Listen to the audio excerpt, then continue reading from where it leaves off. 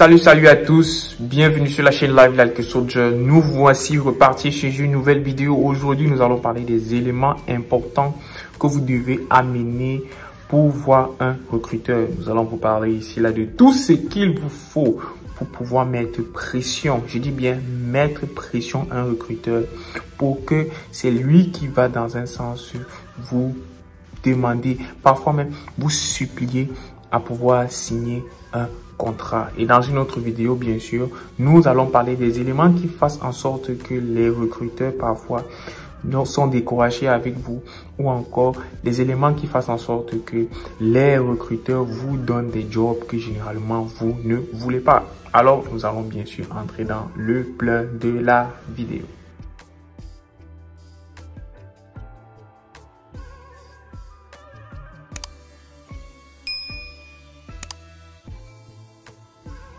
Beaucoup de personnes me contactent, ou encore beaucoup de personnes contactent mon agence de travail de ASVAB appelée OPQ Consulting pour avoir des infos sur l'armée américaine. Oui, c'est beau, ça fait bientôt un bon bout de temps que nous sommes sur la toile, nous sommes sur Internet et bien sûr, nous partageons ces informations-là pour que les gens ne viennent plus poser un certain nombre de questions. Donc, allez sur la chaîne Live Like Soldier, vous allez généralement avoir la réponse aux majeures questions que vous venez nous poser. Et aussi, il faut comprendre quoi? Il faut comprendre qu'en Amérique, pour rejoindre le service militaire américain, à l'instant présent, nous sommes en 2024, vous avez besoin de deux grands types d'éléments. Et le premier élément, c'est ce qu'on appelle avoir soit la green card, soit être citoyen américain. Soit avoir la green card, soit bien sûr être citoyen américain. Et le deuxième élément, c'est d'avoir au minimum le bac. Et l'alternative du bac aux États-Unis, c'est le GED. GED qui est encore appelé General Education Development, whatever. Donc voilà les deux grands éléments dont vous avez besoin, bien sûr, pour pouvoir rejoindre l'armée américaine.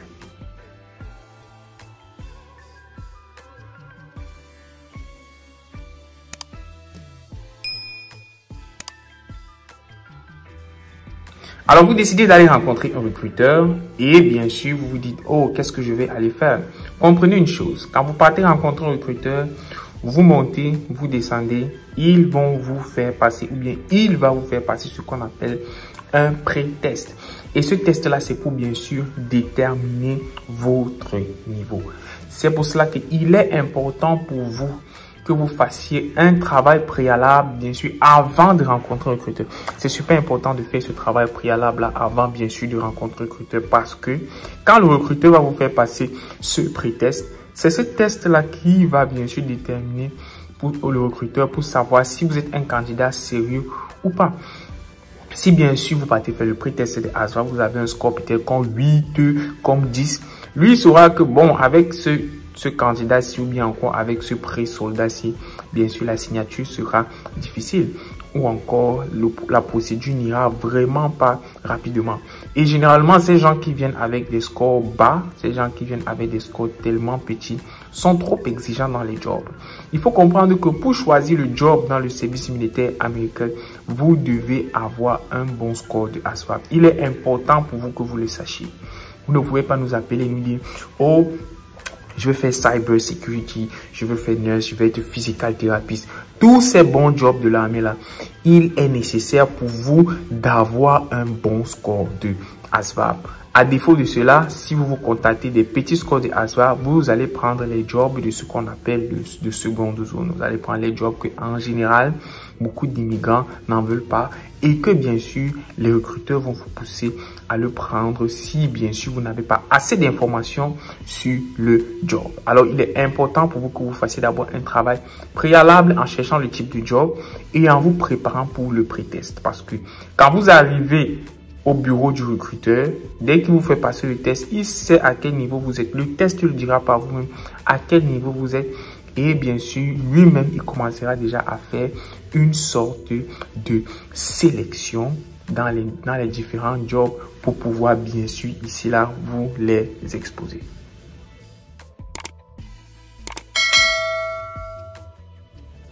Alors, pour pallier cette étape-là ou encore pour bypass cette étape-là, il est important pour vous il est important pour vous de faire deux grandes choses. La première des choses, c'est de chercher, de faire une liste de 3 jobs que vous voulez faire. Faites une liste approfondie des 3 jobs que vous voulez faire avec le score de ASVAB ou encore les lignes de score qui vont avec le type de job que vous voulez faire. La deuxième des choses à faire, c'est de vous préparer pour votre test de ASVAB. Le test de ASVAB est là une pièce capitale, une pièce majeure dans le choix de job. Il faudrait que vous le sachiez ça. Le test de ASVAB est capital dans le choix du job. C'est pour cela qu'il est important pour vous que vous fassiez ces deux éléments-là. Cherchez d'abord le type de job que vous voulez. La main après les 200, 300 poussières de job. Et ensuite, maintenant, travaillez pour votre test de ASVAB parce qu'il sera déterminant pour la suite. Alors, quels sont les éléments maintenant que vous mettez en votre position pour mettre pression à votre recruteur? C'est quoi? C'est que quand vous arrivez chez votre recruteur, vous avez préalablement regardé la vidéo où je vous ai expliqué comment se comporter avec un recruteur. Regardez, c'est dans la description de la chaîne. La vidéo où je vous ai montré comment est-ce qu'il faut se comporter avec un recruteur. Si vous avez regardé cette vidéo-là, vous savez exactement ce de quoi je parle. Et ensuite, maintenant, le deuxième élément pour mettre pression au recruteur, c'est vous venez avec des informations précises et concises prises sur le site de l'armée américaine ou encore sur le site de Air Force ou sur le site de National Guard, whatever. Donc, que vous venez avec les différents jobs, vous venez rencontrer un recruteur, vous dites, OK, voici les 3 types de MOS que je veux. Et bien sûr, troisième type d'élément, c'est quoi? Vous êtes franchement préparé au test de ASVAB. Alors, pour se préparer au test de ASVAB, vous avez 2 solutions. La première solution, c'est de le faire par vous-même, c'est-à-dire vous achetez un livre ou bien vous travaillez par vous-même, pas dépasser votre test. Beaucoup le font. Ou bien ceux qui utilisent Match to Success, beaucoup le font et ils passent leur test tranquillement. Ou alors, vous vous préparez avec ce qu'on appelle les third party. Donc, c'est-à-dire vous rejoignez des groupes d'études où, bien sûr, ce n'est pas gratuit. Et je le mentionne toujours, les groupes d'études, ce n'est pas gratuit. Vous trouvez maintenant des plateformes comme la plateforme dont je tiens ou bien la plateforme où je donne cours qui s'appelle OPQ Consulting où on vous apprend à parler anglais. On vous apprend à prendre le test en anglais, mais bien sûr, toutes les explications se font en français. Nous avons établi un programme qui est d'environ 1 mois et demi quand vous êtes travailleur et qui peut s'allonger, bien sûr, si vous êtes pas reçu. Donc, vous avez tous ces différents éléments-là pour vous préparer ardemment pour votre test de ASVAB. C'est important. C'est super important. D'autres personnes me contactent pour travailler. Après, quand ça devient compliqué, ils fuient. Mais bon, on gère comme on peut. Il est important pour vous d'avoir ces 3 différents éléments-là pour mettre pression sur votre recruteur. Parce que si vous arrivez déjà avec un job précis, ensuite maintenant, vous venez avec un solide score de ASVAB, je ne vois pas comment est-ce qu'on ne va pas vous trouver un job d'entrée de jeu. Et on va vous trouver bien sûr ici, là, un bon job d'entrée de jeu. Ça, je peux vous le garantir. Et bien sûr, comme vous avez déjà placé votre barre assez haute, vous avez dit à votre recruteur, voilà les jobs que je veux. Lui, il fera la recherche par rapport à ces jobs-là pour voir si les jobs sont disponibles.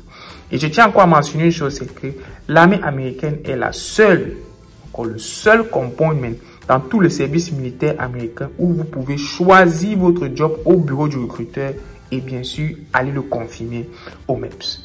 Donc, utilisez toutes les informations qu'on met à votre disposition, bien sûr, pour ne plus être embrouillé en ce qui concerne, bien sûr, comment est-ce que vous pouvez rejoindre le service militaire américain, principalement l'armée américaine qui est divisée en 3 grandes parties, l'armée régulière, l'armée réserve ou encore l'armée National Guard. Bien sûr, merci bien sûr de pouvoir partager la chaîne, liker, partager tout ce qui va avec. Nous sommes déjà sur TikTok. Là, mon TikTok va s'apparaître là. Vous cherchez Ulrich Tested sur TikTok et bien sûr, vous allez avoir probablement le même contenu que vous avez ici, mais avec encore beaucoup plus d'informations, avec encore beaucoup plus de vidéos sur la plateforme TikTok. Merci d'avoir regardé la vidéo et nous nous revoyons pour nos prochaines échéances. À ciao, ciao la famille.